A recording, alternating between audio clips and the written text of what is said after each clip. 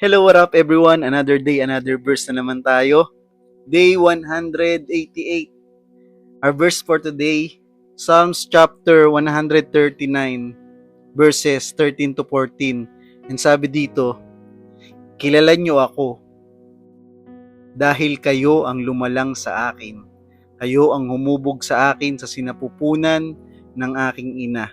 Pinupuri ko kayo sa kahangahangang pagkakalikha ninyo sa akin. Alam na alam kong ang inyong mga gawa ay tunay na kahanga-hanga. Ang ganda ng verse, no? Unang-una, sinasabi dun sa verse na ang Diyos ang lumikha sa atin. Minomold niya tayo dun sa sinapupunan ng ating ina.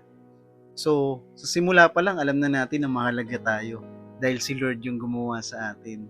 Dahil siya yung gumawa sa atin, hindi niya tayo ginawa na wala lang. Ibig sabihin, kaya niya tayo ginawa for a purpose. Akala natin dati, ang gumawa sa atin yung nanay at tatay natin. Pero katotohanan, ginamit lang sila ng Panginoon. Pero ang tunay na dahilan kung bakit tayo nandito sa mundo, kasi pinili tayo ng Panginoon.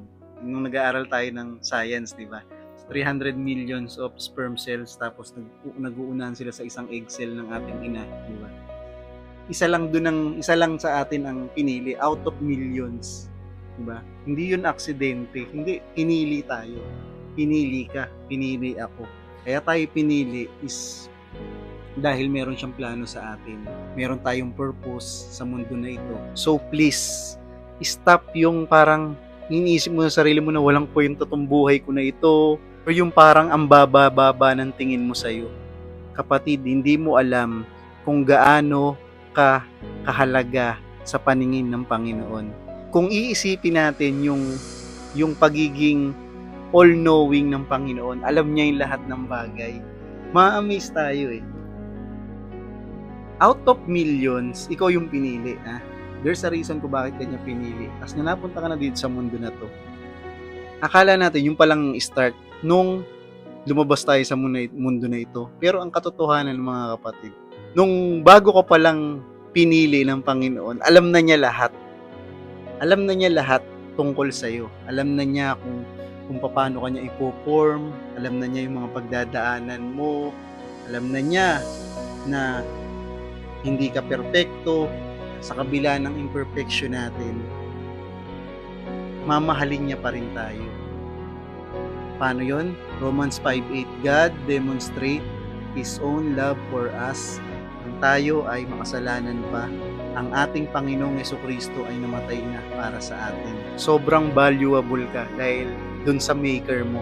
So pag sinasabihan ka ng mga tao na wala kang kwenta or wala kang silbi, pangit mo, hindi ka matalino, and etc. ng mga negative na mga sinasabi sa ng mga tao, lagi nating iisipin that you are wonderfully and perfectly made sa paningin ng Panginoon. Para sa Panginoon, ikaw yung pinaka-special na ginawa niya. Sabi nga, di ba, sa Bible, even yung mga buhok natin bilang ng Panginoon, walang kahit sinong tao nakakaalam. Kahit pa sabihin mo yung mga magulang mo, hindi nila alam yan. Pero ang Panginoon alam. Kahit sabihin mo na kalbo ka na, kahit sabihin mo na nauubos na yan, bilang pa rin ng Panginoon. Kahit pinakamaliliit na mga buhok, bilang ng Panginoon. Ganon yung kanya kakilala. Ganon ka-special yung turing niya sa'yo. Ganon din siya nagke-care sa bawat isa sa atin. Di ba yung cellphone natin, kapag nagkakaroon ng diferensya, or parang nagmamalfunction, saan natin dinadala? Di ba binabalik natin doon sa, kung halimbawa, kung iPhone siya sa Apple Store, di ba? Kung saan siya ginawa, doon natin siya binabalik. Dahil walang mas nakakakabisado sa isang bagay kundi kung sino yung gumawa sa kanya.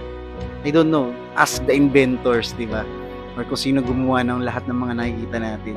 Ang tanging nakakakabisado niyan, ang tanging nakakaalam niyan kung paano yung pagkakagawa dyan ng perfectly, kung sino yung gumawa.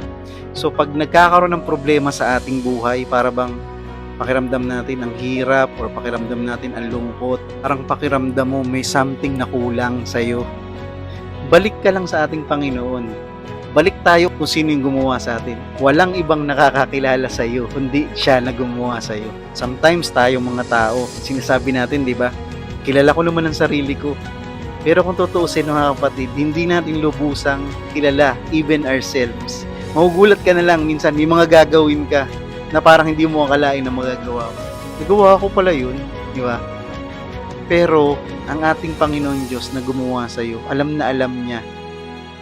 Wala tayong maitatago sa Panginoon. Actually, kung babasahin natin yung Psalms 139, wala tayong sabi doon, wala akong maitatago sa iyo. Kung nasaan ako, alam mo. Kung anong ginagawa ko, alam mo. Di ba? Wala tayong pagtataguan sa Panginoon para tayong bukas na libro dahil siya ang gumawa sa atin at wala tayong dapat na balikan kundi siya lamang. Siya ang mas nakakakilala sa atin at siya yung mas nagmamahal sa atin. Purihin at pasalamatan natin ang Panginoon dahil sobra yung wisdom, sobra yung creativity niya at ginawa niya tayo.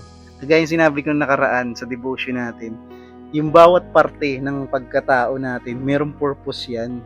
Narinig ko to sa isang preaching dati ni Pastor Bong. Sabi niya, di ba kayo nagpapasalamat na yung ilong natin, tumatak sa akin kasi tuwan-tuwa ako dun. Oo nga no, di ba kayo nagpapasalamat dahil yung ilong natin hindi raw pabaliktad, sabing ganun. Di ba ilong natin di ba pa ganun, dito yung butas. Sabi niya, kung dun sa taas ang butas niyan, sabi, dede konting ulan lang, lunod tayo, sabing ganun. Tawa ako ng tawa, ang galing ni Lord. Kaya yung magsasabi na wala talagang walang Diyos, hindi talaga ako maniniwala. Totoong may Diyos dahil totoong may creator, totoong may creation at hindi lang siya basta creation.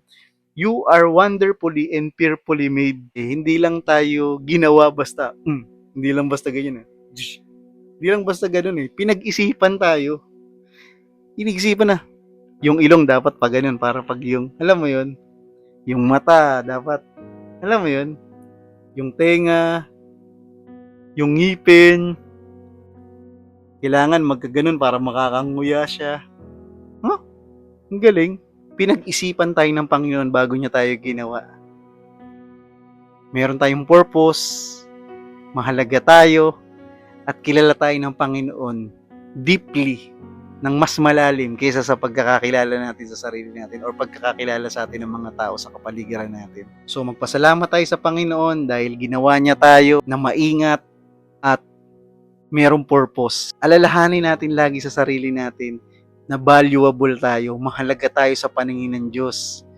At dahil sa mahalaga tayo sa paningin ng Diyos, dapat mahalaga din ang tingin natin sa sarili natin.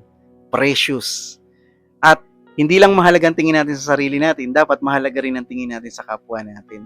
Kaya yung sabi ni Jesus, di ba? Love the Lord your God with all of your heart, soul, mind, strength, di ba? And love others as you love yourself, di ba?